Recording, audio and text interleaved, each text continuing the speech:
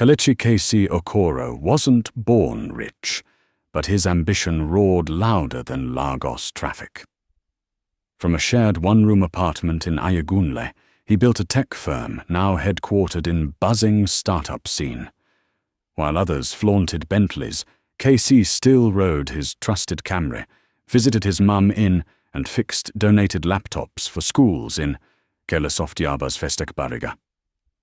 At just 32, his software-powered logistics for major firms in Lagos, Port Harcourt, and Kano. Yet, for all his accolades, KC lived like the boy who once sold recharge cards after school. He wore native kaftans to board meetings and preferred suya with cold malt to wine bars in Lekki. He had everything, except someone to share it with. Then one rainy evening after a tech panel at Landmark Center, his best friend Dapo dragged him into a boutique at Palms Mall, Lekki, and that's when he saw her. Her name was Tomiwa Tome Bakare, standing beside a rack of bold Ankara gowns, wrapped in a mustard gel, her nails painted like a Lagos sunset. She laughed at KC's awkward comment about shirt sizes, and something in him melted. He hadn't felt this alive in years. 2 days later, she texted, "Still laughing at your shirt struggle. Let me show you a better side of Lagos." She took him to White House Amala spot in Yaba, not some rooftop lounge. Real people eat real, she winked. And just like that, he was hooked. She didn't ask about his earnings. Instead, she wanted to know his favorite cartoon growing up, and if he believed in second chances. He did. Now, more than ever. As months passed, Tommy became part of KC's routine. Daily texts like, "Hope you slept well, my person," dinners in Iyana Ipaja, and even an old-school surprise. She hand-stitched him a blue agbada for his birthday. She shared her dreams, too. Her own fashion line, a boutique on Admiralty Way.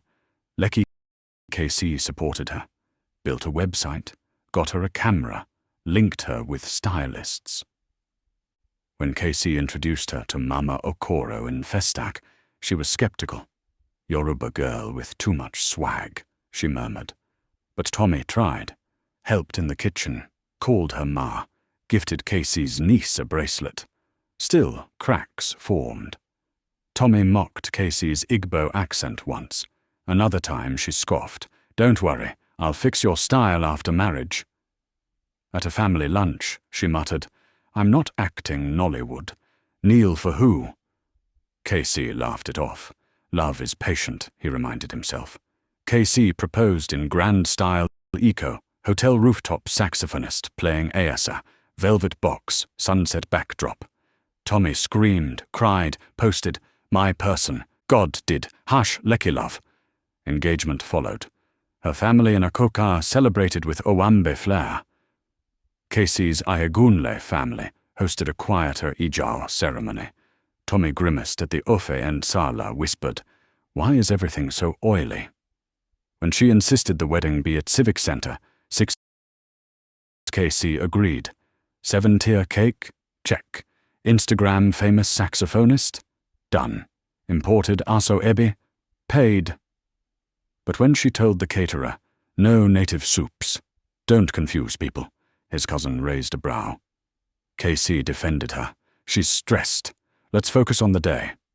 Until he overheard her one night, on the phone, laughing. "Once the Lekki store is open, I'm done. Dio's waiting." Dio, her ex. KC couldn't sleep. His chest felt tight. Yet he smiled when Tommy texted, "Can't wait to be Mrs. Okoro."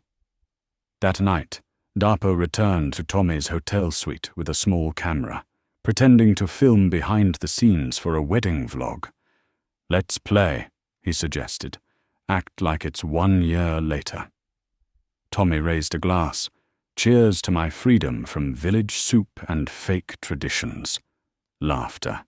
"No more of Insala," said one bridesmaid. "I'll leave the marriage and go back to Dio," Tommy added. Casey's just gold that got me a boutique. Dapo recorded every word. The next morning, Casey met his parents. Chief Okoro said, "Cancel it." But Mama Okoro, firm as ever, whispered, "Let her shame herself. You stand tall." Casey nodded. Civic Center, 6. White roses, gold drapes, glittering guests. Casey stood at the altar, stone-faced. Tommy entered in pearls, glowing. "Why do you look like EFCC?" she joked. The pastor began. Casey raised a hand. "Excuse me, sir." He placed a speaker on the podium, pressed play. Tommy's voice filled the air. "Casey's a stepping stone. Dio's waiting. Village soup nonsense."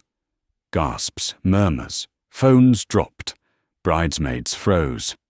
Tommy grabbed his arm. "It was a joke, please." Casey stepped back. "I loved her. But love should build, not belittle." He tore the wedding contract in two and walked out. Calm, quiet, free. Outside, his parents joined him. Dapo followed. "You didn't just leave," he said. "You walked with dignity." Casey whispered, "I feel like I lost something I never really had."